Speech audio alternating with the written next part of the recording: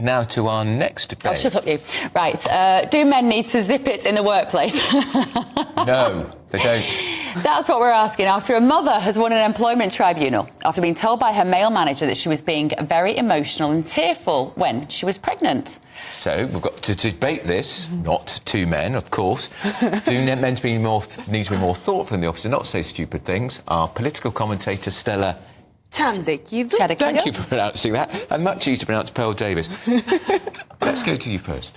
Yeah, so I think men should not zip it up. They should just be thoughtful as everyone else has to be thoughtful.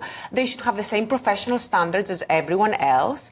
I personally, being a Mediterranean woman, I like people to be able to express themselves. I can be quite passionate about things myself, so I think that's good. I think people should be allowed to have to be social and friendly with each other in the workplace.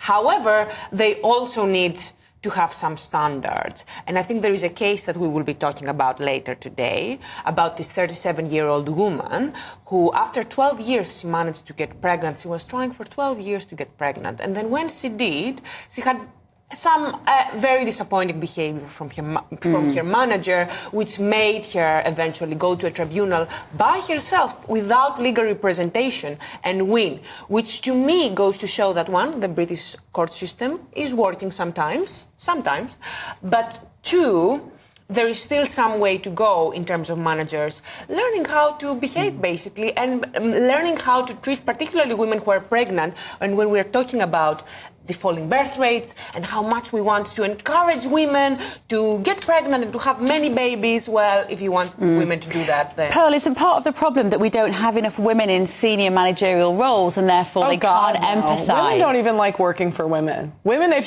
you poll women, they actually prefer male bosses. So women don't even like working for women. Cry me a river. Was she being emotional? Maybe. That's the question. Maybe she was being emotional. This is what women do. They always go into a workplace and then they sue. They sue everybody because their feelings are hurt.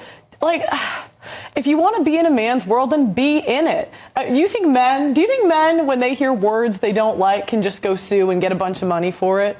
Yes. Yes. No. Well, yes. No. Well, it depends. If we're in Scotland, it's just become a whole lot easier. Yeah. Wait, didn't Johnny Depp get some money? I think so, but... Johnny Depp got money because he was falsely accused, and she did a smear campaign. You can't legally... You can't legally slander somebody. That's right. He won a court. And let's be honest. Should men talk in the workplace? Women are the ones that are known for talking about that doesn't matter at work. Please mind your language. Apologies. Maybe that's why women shouldn't be talking in the workplace. Maybe male or female. I mean, look. Ban that. The thing is, if we want to live in a world where women contribute to the professional workforce and we bring a whole lot of different skills, don't we? Then we have to learn to communicate with each other. We might communicate differently, but we do have to rub along in the right way because that's good for everybody. The right way? You? No, I think... So that's the problem, is it always defers to what women want. That's the problem. Men are always changing the way they talk to appease us. And what happens is women care more about feelings, men care more about information. Is she right? Because I've been to employment tribunals and I've met British judges, because I studied law, so in a previous life I used to represent people in tribunals.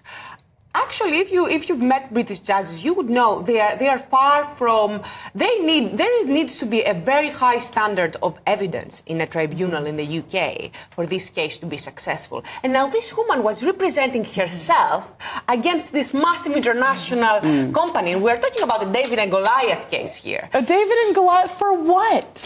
Oh, she was called emotional. Maybe she was being emotional. It wasn't just it. It was over a long period of time. Oh no.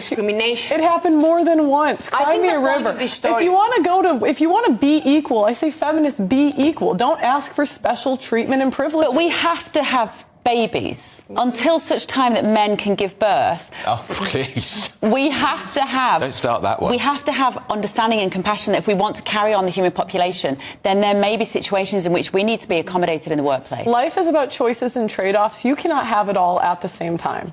You can't. Yeah, And so society can have it all either. Society cannot on the one side claim that we are worried about falling birth rates and that we want to have women to have more families, and we're blaming young women. We're saying, why don't young women want to have more kids?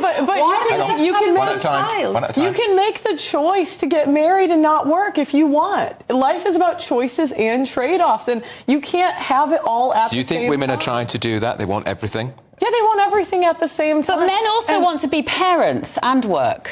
Yeah, I think men want to be parents more than women, actually. In 2023, oh hell I really yeah! don't think yeah, look at. I don't think there's any evidence for that. Well, how lovely for them. What's the evidence? How many kids are women having now?